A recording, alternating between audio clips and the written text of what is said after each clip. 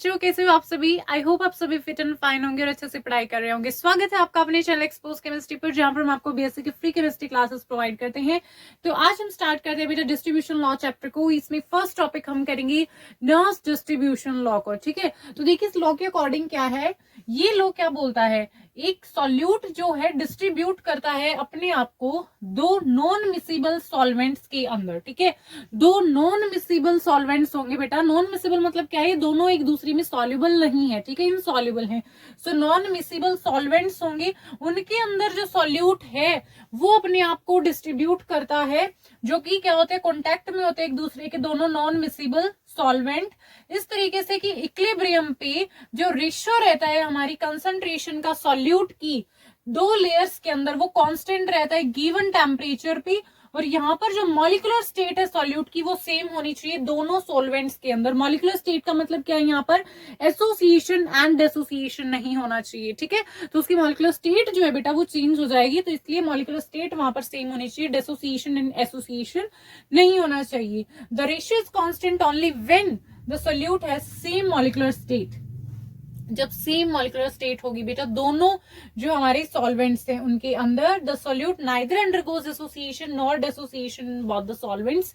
Solvent के अंदर वहां पर ना तो एसोसिएशन होनी चाहिए ना ही डिसोसिएशन होनी चाहिए। समझ में आया। तो देखिए ये क्या है बेटा, हमारे एक सॉल्वेंट ए है, ये सॉल्वेंट बी है। ठीक है, यहाँ पर जो सॉल्यूट अपने आप को डिस्ट्रीब्यूट करता है ये नॉन मिसिबल सॉल्वेंट से, मतलब ये दोनों आपस में सॉल्युबल नहीं है। ठीक है, तो यहाँ पर जो एक्स जो सॉल्यूट है वो अपने आप को डिस्ट्रीब्यूट करता है इन दोनों सॉल्वेंट के अंदर इस तरीके से। यहाँ पर जो कंसंट्रेशन रहती है बेटा सॉल्यूट की एक्स की in solvent A and in solvent B, वो जो रेशियो है इनकी वो क्या आती है बेटा, हमारी कांस्टेंट आती है। ठीक है, वो किसके इक्वल हो जाएगा, डिस्ट्रीब्यूशन लॉ को हम राइट करते हैं यहाँ पर कंसंट्रेशन ऑफ एक्स, एक्स क्या है बेटा solute, concentration X is equal to C1। यहाँ पर C1 कंसंट्रेशन है, सॉल्वेंट ए है। सॉल्वेंट बी जो है उसके अंदर कंसंट्रेशन जो है एक्स जो सॉल्यूट है उसकी C2 कंसंट्रेशन। ऑलराइट, तो सॉल्यूट जो एक्स है वो डिस्ट्रीब्यूट करता है अपने आप को between solvent A and solvent B. तो यहाँ पर डिस्ट्रीब्यूशन लॉ को हम कैसे राइट करेंगे, concentration of X in solvent A, concentration of X in solvent B is equal to C1 by C2 is equal to K। वो K के इक्वल होगी। K क्या है बेटा, यहाँ पर कांस्टेंट है, that is partition coefficient and distribution coefficient. ठीक है, तो नेक्स्ट हम पढ़ते हैं बेटा कौन से फैक्टर्स है जो अफेक्ट करते हैं पार्टीशन कोफिशिएंट को। फैक्टर्स जो अफेक्ट करते हैं पार्टीशन कोफिशिएंट को, nature of solute, nature of liquid pair and temperature, ये हमारे 3 फैक्टर्स है जो अफेक्ट करते हैं पार्टीशन कोफिशिएंट को। तो देखिए बच्चों फर्स्ट है इसके अंदर नेचर ऑफ सॉल्यूट। सॉल्यूट का जो नेचर है वो एक पर्टिकुलर लिक्विड पेयर के लिए डिफरेंट सॉल्यूट जो होंगे उनके पास डिफरेंट सॉल्युबिलिटी होगी, एंड फिर वहां पे क्या आएगी, जो वैल्यू हमारी पार्टीशन कोफिशिएंट की वो भी डिफरेंट आएगी for different solute at given temperature. Alright, so देखिए लिक्विड पेयर है यहाँ पर वाटर एंड बेंजीन दोनों ही केस में, बट सॉल्यूट यहाँ पर अलग हो गया, यहाँ पर अलग हो गया, तो इसलिए यहाँ पर जो पार्टीशन कोफिशिएंट है उनकी भी वैल्यू क्या आएगी बेटा, डिफरेंट आएगी। ठीक है, डिफरेंट यहाँ पर पार्टीशन कोफिशिएंट की वैल्यू होगी, बिकॉज यहाँ पर जो सॉल्यूट है वो अलग अलग होगी, यहाँ बेंजोइक एसिड है, यहाँ सक्सेनिक एसिड है। ऑलराइट, नेक्स्ट देखिए nature of liquid pair. Liquid pair के नेचर पे भी डिपेंड करता है। अब एक गिवन सॉल्यूट है, डिफरेंट पार्टीशन कोफिशिएंट होगा डिफरेंट लिक्विड पेयर में। तो देखिए यहाँ पर सॉल्यूट एक ही है, सक्सेनिक एसिड, दोनों के केस में, बट लिक्विड पेयर यहाँ पर वाटर एंड ईथर है, यहाँ पर वाटर एंड बेंजीन है। तो इन दोनों के केस में अब जब हम पार्टीशन कोफिशिएंट देखेंगे वो क्या आएगा बेटा, डिफरेंट आएगा। ठीक है, तो फर्स्ट क्या था, nature of solute, second nature of liquid pair, then है टेम्परेचर। अब टेम्परेचर पे देखिए सॉल्युबिलिटी जो है सॉल्यूट की पर्टिकुलर सॉल्वेंट के अंदर चेंज होती है वो टेम्परेचर के साथ में, जो सॉल्युबिलिटी है बेटा सॉल्यूट की।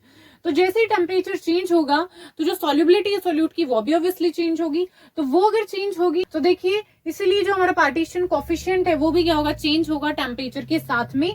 एंड जो चेंज इन वैल्यू है बेटा पार्टीशन कोफिशिएंट है, that is K for 1 degree rise in temperature, उसे हम क्या बोलते हैं, टेम्परेचर कोफिशिएंट बोलते हैं। ठीक है, इसको आप ध्यान में रखेंगे। टेम्परेचर कोफिशिएंट क्या है, the change in value of partition coefficient for 1 degree rise in temperature, that is known as temperature coefficient हो जाएगा। ठीक है, तो ये 3 फैक्टर थे हमारे जो अफेक्ट करते हैं पार्टीशन कोफिशिएंट को, एक तो नेचर ऑफ सॉल्यूट, एक nature of liquid pair, and third है टेम्परेचर। ठीक है, सो नेक्स्ट हम बात करते हैं बेटा कौन सी कंडीशंस हैं, ठीक है, conditions for validity of distribution law. जो डिस्ट्रीब्यूशन लॉ है उसकी वैलिडिटी के लिए क्या कंडीशंस है, या फिर हम बोल सकते हैं लिमिटेशंस क्या है नॉस डिस्ट्रीब्यूशन लॉ की। ऑलराइट, सो देखते हैं बेटा कंडीशंस जो है वैलिडिटी के लिए डिस्ट्रीब्यूशन लॉ की, या फिर हम बोल सकते हैं लिमिटेशंस नॉन डिस्ट्रीब्यूशन लॉ की क्या है।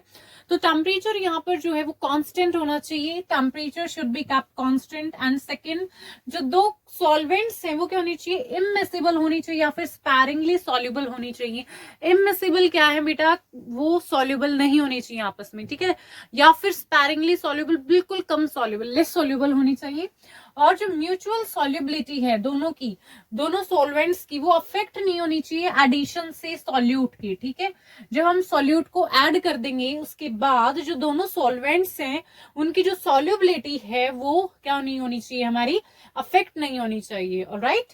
एंड सॉल्यूशंस जो है वो डाइल्यूट होना चाहिए। उसके बाद मॉलिक्यूलर स्टेट जो है सॉल्यूट की वो सेम होनी चाहिए दोनों सॉल्वेंट्स के अंदर, ओके।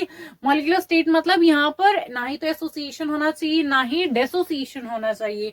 सो ये थी बेटा conditions validity of distribution law, या फिर यही क्या हो जाएंगी बेटा पांचों हमारी लिमिटेशन हो जाएंगी नॉन डिस्ट्रीब्यूशन लॉ की, ठीक है। लिमिटेशंस किस तरीके से हो जाएंगी कि टेम्परेचर जो है वो कांस्टेंट होना चाहिए, टेम्परेचर जो है बेटा वो चेंज नहीं होना चाहिए, तो लिमिटेशन के अंदर आ जाएगा। अगर टेम्परेचर चेंज होगा तो वहां पे ये अप्लाई नहीं होगा। दोनों सॉल्वेंट्स अगर मिसिबल हो गई, सॉल्युबल हो गई, तो वहां पे अप्लाई नहीं होगा, तो ये लिमिटेशंस भी हो जाएंगे, ऑलराइट बेटा। तो ये हो जाएंगी हमारी conditions for validity of distribution law. I hope आपको जितना भी हमने आज के क्लास में समझ आया होगा। फिर भी कोई डाउट आए कमेंट बॉक्स में कमेंट करना। वीडियो अगर पसंद आए तो वीडियो को लाइक करना, फ्रेंड्स के साथ शेयर करना। मिलते हैं नेक्स्ट वीडियो में नए टॉपिक के साथ।